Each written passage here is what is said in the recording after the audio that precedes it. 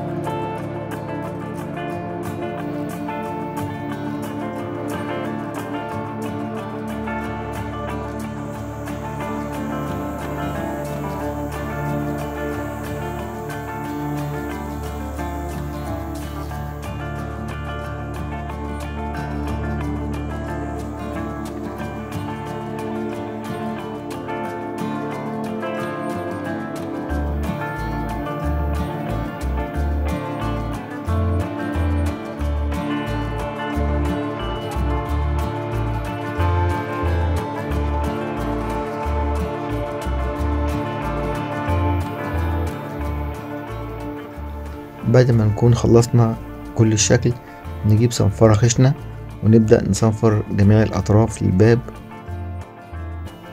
ودي يا جماعة فرشة سلك برضو ممكن نلاقيها موجودة في المكتبات أو المحلات، بنمشيها على الخشب كده وبنضغط عليها بحيث يدينا تأثير إن الخشب شكله قديم. وهنعمل برضو الشباك بنفس الطريقة اللي عملنا بيها الباب بالظبط. بعد كده يا جماعة هنجيب ورق لزق ونبدأ نلزقه في الأماكن اللي احنا مش عايزين الدهان يجي عليها.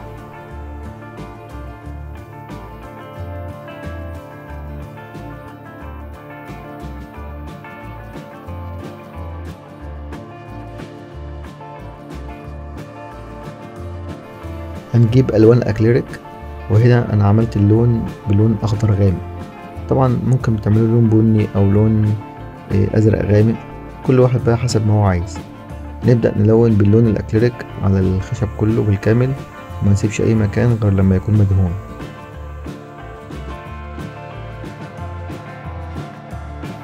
ونفس الطريقة اللي هنلون بيها الباب هنلون بيها الشباك.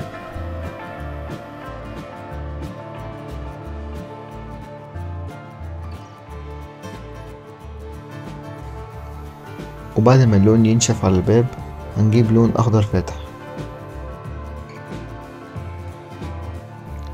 هنمسح الفرشة في ورقة بحيث يبقى فيه لون بسيط هو اللي موجود على الفرشة.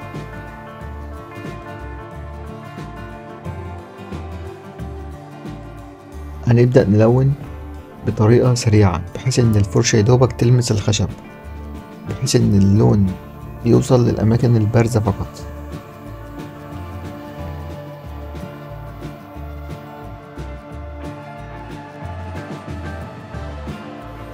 هنا احنا جبنا لون أزرق وبدأنا نعمل تأثير خفيف على الباب كأنه باب قديم يعني.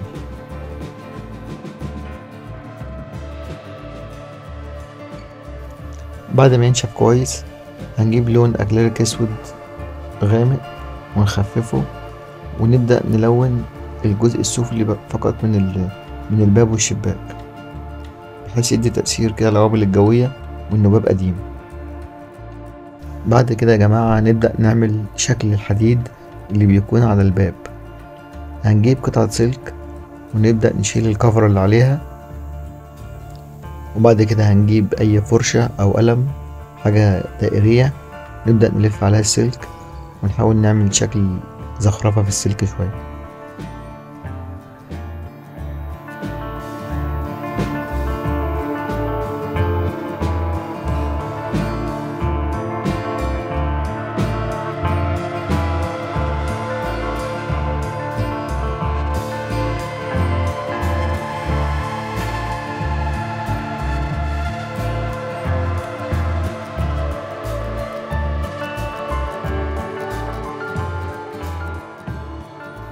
هنجيب لون اسود نبدأ نلون بيه السلك.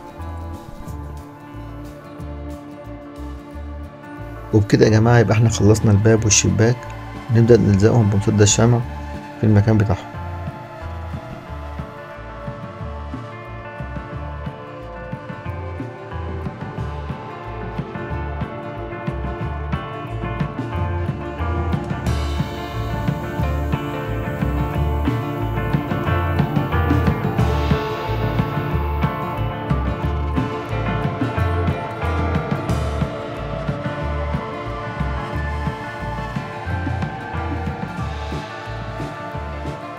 بعد كده هنجيب لمبة دي بتشتغل بالكهرباء، او ممكن نجيب اي لمبة بتشتغل بالبطارية ونعمل فتحة كده فوق الباب ونثبتها بحيث تبقى كأنها لمبة يعني. تمام. وبكده يا جماعة يبقى احنا خلصنا شكل الباب مع البيت، وان شاء الله انتظرونا في الحلقة الجاية.